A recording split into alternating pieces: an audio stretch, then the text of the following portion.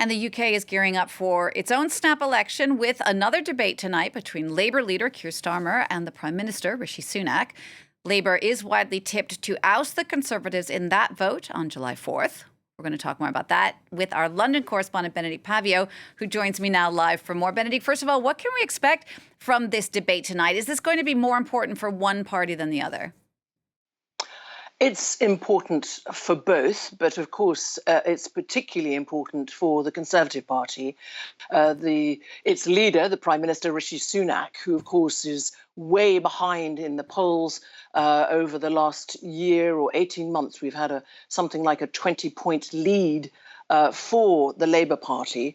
Of course, ultimately, it'll be the verdict of the British people, and of course, we'll be carrying that live on France 24 on the 4th of July and the fallout on the 5th of July. So tonight's stage is built in University of Nottingham-Trent, and the two men who want to lead the UK, one who is currently leading the UK, Rishi Sunak, but of course, let's remember he was never elected by the people, so it's his first time in front of the verdict of the British people, and the other we're seeing on screen now, whose big word is change very much, who has been leader of the opposition for over 4 years now, who's a former director of public prosecutions, and who, it seems, if we believe the polls, will be the next prime minister come the night of the 4th of July, in which case we could see him prime minister by the afternoon of Friday the 5th of July. So they will face off. This is the last time they're head-to-head. It's 75 minutes. Anything can happen.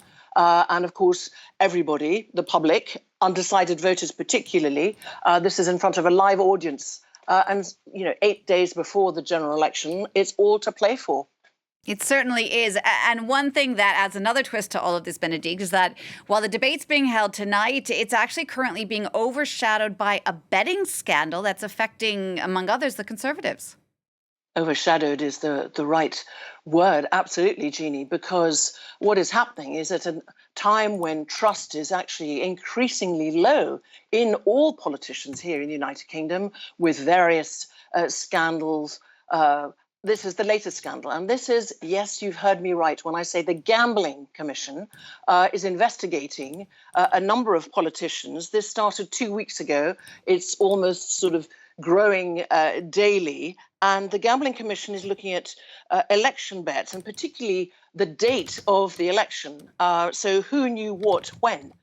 You've got, worryingly, also some police officers, at least 5 now, who apparently bet on the election date. I believe there's only so far one criminal investigation into a police officer, but that could increase. And it's the Conservative party that is the most hit at the moment. And that is why Rishi Sunak belatedly, some would say, his critics would say, suspended 2 prospective Conservative candidates in the election. So they will now have to stand as, although on the ballot paper they will seem to be Conservative candidates, they will not be approved any longer by the Conservatives. So there's also, the Gambling Commission has announced that they're investigating a Labour candidate in Suffolk called Kevin Craig, and he bet on himself to lose, and he says and admits he made a stupid error. As I said, at a time when trust in politics is at an all-time low, when the country, whether it's cost of living, very much like the French election, is uppermost in people's minds, this does not inspire more trust in politicians. Quite the contrary, it would inspire more distrust at a time in these democracies that are facing both domestic and also, of course, world problems, not least, for example, the war in Ukraine. And this is quite a worrying development. We'll see how it continues in the next few days. But tonight, that big debate, 75 minutes between the man who would be Prime Minister, according to the polls, Sir Keir Starmer, and the current Prime Minister, the Conservative Rishi Sunak.